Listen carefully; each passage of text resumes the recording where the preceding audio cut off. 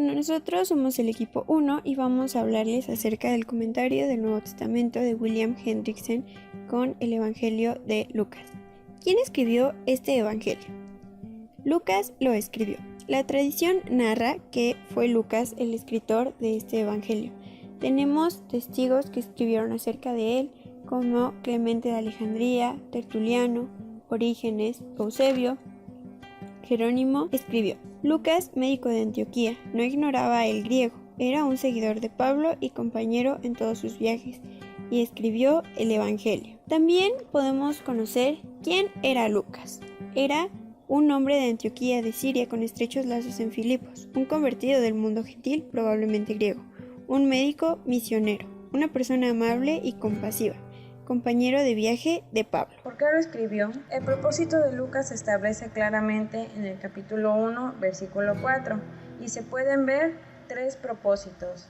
El primer propósito es inmediato, que es poner en manos de una persona altamente estimada por el escritor, esto es, Teófilo, un relato exacto de los asuntos relacionados con Jesús, asuntos en los cuales el destinatario ya había recibido algo de instrucción y hacerlo con el interés del bienestar espiritual de esa persona. Basado nuestra respuesta principalmente en Lucas capítulo 1, versículos del 1 al 4, queda en claro que la preocupación primaria o inmediata de Lucas era el bienestar espiritual de Teófilo, en el sentido ya señalado. El segundo propósito es intermedio, que es instruir al investigador serio y fortalecer la fe de los creyentes, especialmente de aquellos que se habían reunido o se estaban reuniendo del mundo romano de habla griega, los convertidos del paganismo. Orígenes sostenía que el Evangelio de Lucas fue escrito por amor de los convertidos gentiles.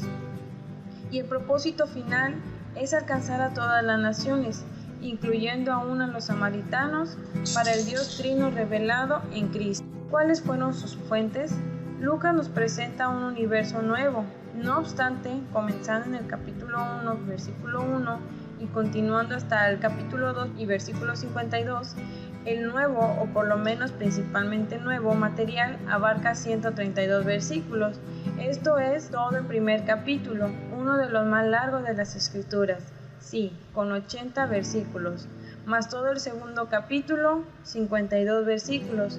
En realidad, habría que agregar el capítulo 3, con la excepción de los versículos 3, 4, del 7 al 9, 16, 17, 21 y 22, haciendo un total de 161 versículos de material nuevo o mayormente nuevo. Esto equivale a casi un séptimo del contenido total del Evangelio de Lucas.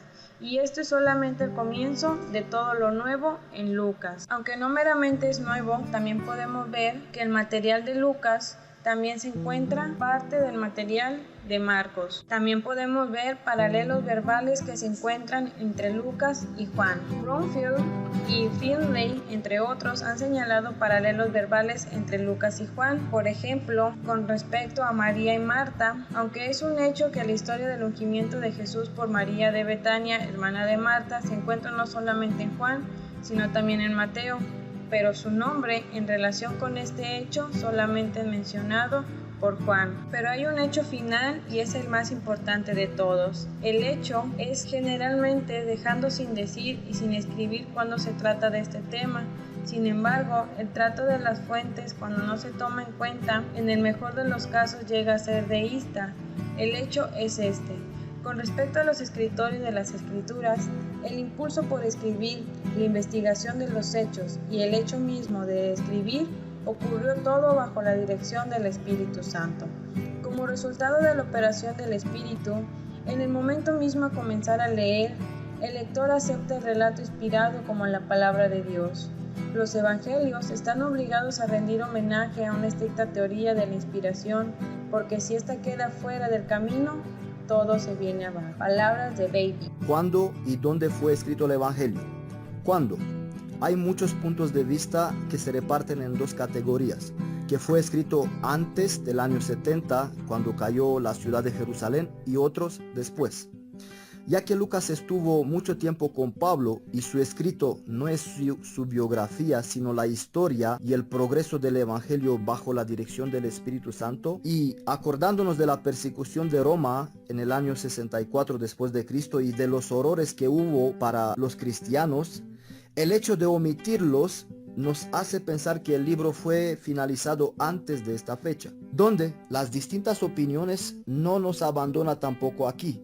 Aún así, argumentos sólidos nos indican que fue Roma, aunque pudiera haber empezado en Acaya, como se da a entender, y así en sus últimos viajes creemos que la gran mayoría del Evangelio de Lucas y Hechos fue escrito en Roma, donde Lucas acompañó a Pablo. Estuvo varios años, ya no viajó, hubo paz, tranquilidad y así pudo escribir. ¿Cuáles son sus características? El estilo de Lucas es todo menos uniforme. El prefacio, los primeros 2 capítulos es el estilo semítico y el resto del evangelio el estilo similar al griego de la Septuaginta, pero con amplia variación.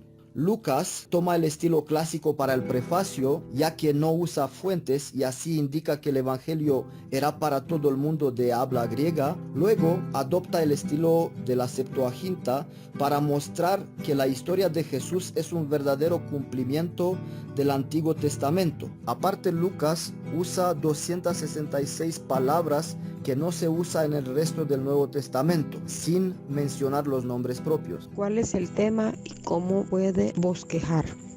Una de las diferencias entre los escritores de los otros evangelios y Lucas es que este último presenta un largo relato del nacimiento. Sin embargo, el tercer evangelio, así como los otros, indica claramente un aspecto muy importante del nacimiento de Jesús. No solamente nació, fue enviado, vino para desempeñar una tarea designada por el Padre. Esa tarea era buscar y salvar lo que se había perdido. ¿Qué luz arroja este evangelio sobre los problemas de hoy? Podremos resaltar 4 puntos. 1. Este evangelio es un libro de doctrina que nos muestra lo que debemos creer. Sin la revelación de Dios, el hombre está viviendo en tinieblas. Al enfrentar el hombre no solamente los problemas de la vida, sino también los de la muerte, la pregunta final todavía es: ¿cómo se justificará el hombre con Dios? Así que lo que el hombre necesita es doctrina verdadera. 2. Es un libro de ética que nos dice cómo vivir. Debido a la entrada del pecado, el hombre carece del sentido del deber. Puede jactarse de sus logros junto con los otros evangelios, pero a veces un poco más enfático que los otros. Lucas menciona que debe haber 3 cualidades: humildad, honra y servicio, y todo para la gloria de Dios. 3. Es un libro de consuelo que nos enseña por qué regocijarnos. Más enfáticamente que cualquiera de los otros evangelios, el libro de Lucas subraya la necesidad y el privilegio de regocijarse en el Señor. 4. Es un libro de profecía que nos informa sobre lo que debemos esperar. Nos revela claramente que la gloriosa profecía de Isaías 53 fue cumplida en Cristo y que por lo tanto Él es ciertamente el Redentor prometido. Enfatiza la necesidad del estudio de las profecías con un corazón creyente.